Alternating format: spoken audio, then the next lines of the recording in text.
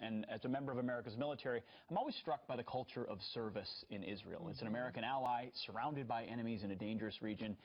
So as I took this trip, I decided to ask kind of rank and file members of the IDF, the Israeli military, Israeli Defense Forces, what it's like to defend your country in such a dangerous neighborhood where you're surrounded and everyone serves. And this is what they had to say. Place yourself in one of these bunkers along one of these trench lines atop Golan Heights, which is in northern Israel, a strategic location that Israel seized in 1967. If you look out just from this location, you can see Syria. You can see Jordan. Obviously, Syria today, a country embroiled in civil war with the Islamic State on the march. A location like this, when you look out, reminds you of the precarious existence of the state of Israel. Have rocket fire in a sustained fashion coming from an enclave 45 minutes drive from your capital city. We're used to the fact that they're surrounded by enemies, so this is just like, this is normal life. Fighting for their homeland is something almost every Israeli citizen does, literally. While only 0.5% of the U.S. population serves in our military, an overwhelming majority of men and women serve in the Israeli Defense Forces. It's what we call a people's army. The meaning is that every young man or woman is obligated to go to the army, to draft, and serve his country. Everyone's invested in it, everybody has a role to play, and everybody will live with and live by way of the results that are brought about in the battlefield.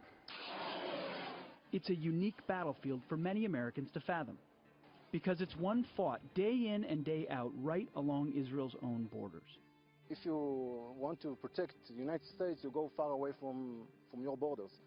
For us, down here it's our home, and over there it's the enemy. We see them on the eyes. We live the situation. What's it like to fight on the front lines knowing you're defending your homeland immediately behind you, which is a bit of a different concept than most American soldiers face? Yeah, so, it's very difficult in Israel not to feel that, because even, let's say, when I was, in the Second Lebanese War, so we're positioned there, close to the border. The feeling is that you know that it's for real, okay? So it's not an abstract connection between, what you're doing and how it affects your security at home.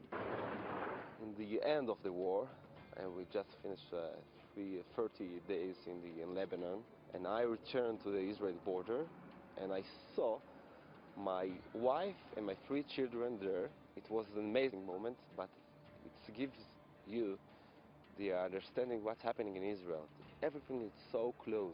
You fight for in the place you live. We're standing right here on the Golan Heights, but if you look behind us, within our view is terrain controlled by Jabhat al-Nusra or Al-Qaeda in Syria. Have you seen that movie, A Few Good Men? Yeah. I eat breakfast. 300 yards from 4,000 Cubans who are trained to kill me. Yeah. We're having an interview 3 kilometers from Al-Qaeda members that would love to kill you, that would love to kill me. Walking around the Golan Heights, like so many other parts of Israel, and seeing families hiking and sightseeing, it's easy to forget that danger lurks so close by, until one of our interviews is interrupted. Don't disturb them. There's a war going on just on our right here. And the background noise right now of bombs going off, that's just common. I feel pity for them.